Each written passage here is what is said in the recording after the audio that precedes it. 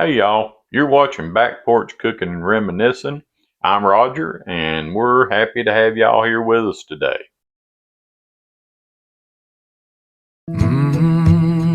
Yeah. Porch boards sway in a slow rhythm. Got the screen door sighing a low hum. That old wood stove is cooking something good. Smell of bacon filling up the neighborhood. Today we're going to be making a recipe that it's got several names that people have called it over the years. It's been called company potatoes, funeral potatoes, but we're calling it better than Cracker Barrel hash brown casserole. Now, I've always thought that Cracker Barrel hash brown casserole is pretty good. Matter of fact, if I go and have breakfast, I usually do get the hash brown casseroles to go with my eggs and sausage and biscuits, gravy, whatever I'm getting. I like it pretty well, but Audrey says that this is better than that Cracker Barrel hash brown casserole. So we're going to make this recipe and we're going to just see if it's better than. So y'all hang in there with us and we're going to get started making this hash brown casserole. All right, y'all. So first thing we've got is our hash browns. And now we're using the Southern style hash browns, but you can use the shredded, you can use whatever kind that you like. This is just what we decided to go with for our purposes today. So we've got 2 pounds of the hash brown potatoes. And to that, we're going to add in some finely diced onions. I think that's about 3/4 of a cup, but y'all know I'll give you the ingredients and the directions and everything in the description. And then we've got 2 cups of cheddar cheese. All right, so got that in there. Now I'm going to take a glove here and because I want to kind of mix this up just a little bit and kind of incorporate it in there. All right, so we got our cheese incorporated in there.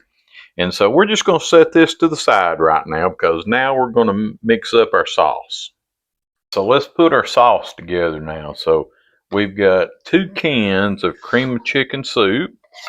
We're going to just put both of those in there. Then we're going to use 16 ounces of sour cream.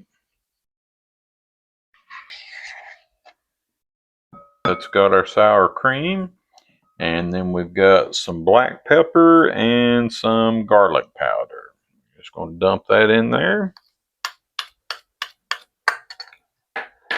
And now we're putting in some melted butter. And remember, all of your ingredient amounts and everything will be in the description. All right, and then we're just going to mix that together and get everything incorporated.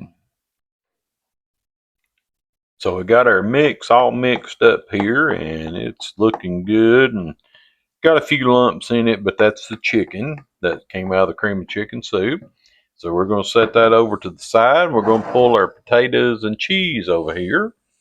And now we're just going to mix this all in on top. We got our sauce poured in on top of that. Now we just got to start folding it in. And I will tell you guys, this takes a few minutes to do this. We got our potato and cheese and all of our wet ingredients is mixed up now and fully incorporated in. We've got a 9x13 baking dish over here that has been greased, and we've got the oven set at 350 degrees, so it's preheated. So now we're going to just pour this potato mixture into the baking dish. And it's going to probably take me 2 hands to do this. And hopefully it will pour out. It's slow, but it is coming out. All right. Now maybe I can get a good enough hold on it that I can scrape our bowl out now. because we want to get all that cheese and everything in there. Don't want to leave one bit of it out. All right, guys, so that's got it in our dish. I'm going to put this over here in the sink before I wind up dropping it. So now, slide this over here where you can see it, and we're just going to smooth that out. It's a big old pan of taters, guys. So I believe we've got that spread out pretty well. So we're just going to set this over here to the side for just a minute. And we're going to get our cornflakes. Now this is 3 cups of cornflakes crushed. And we've got some butter here, melted butter. And I'll put that in the description for you how much butter it is. But we're just going to pour that all around. And then we're going to give those cornflakes a little bit of a stir. Kind of get that butter on some of them. It's going to help our cornflakes to stay crispy while these are cooking. So I believe we got that in pretty good shape now. This part doesn't take long at all. All right. Now we're going to pull our casserole back over here and get the last few potatoes off of there. And then we're just going to take our cornflakes and we're just going to kind of coat the top of it. Because this is the part you want to have some in every single bite. All right, guys, that's got that. And then just kind of take your spoon and kind of spread those cornflakes out if you need to. Like I say, you want to try to get some of those cornflakes in every bite. All right, guys, so this is what we want it to look like when we finish with it. And now we're just going to go in that 350-degree oven for about 30 minutes. So our better than Cracker Barrel hash brown casserole is out of the oven. It's been sitting here cooling for a little bit. And so it's time to get some of it and try it and see if it is better than Cracker Barrel.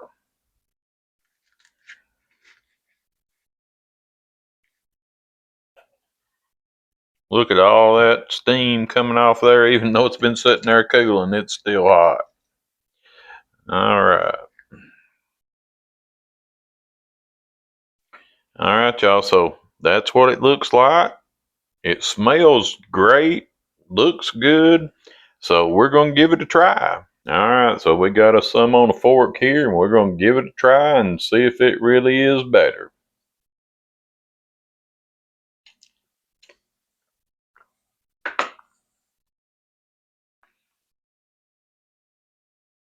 I have to say, this does have more flavor to it than the Cracker Barrel hash brown casserole. It's got a lot of the same flavor, but it just seems like this is a little more intense. So I think y'all will really like this recipe if you'll try it. And this would be another good dish that would be great for a church potluck or family reunion, or anytime you got a lot of folks coming over that's going to be having supper with you or something, or even for a Sunday dinner. So y'all make this for your family, share it with your friends. And Audrey says that if you want to make this like just a main dish, that you could add just some chopped ham to it and have a ham and hash brown casserole. So one last thing, remember, hit that like and subscribe button for me. Click on that bell. Leave us a comment. Tell us what you like about a hash brown casserole. Y'all have a great one, and we will see you next time.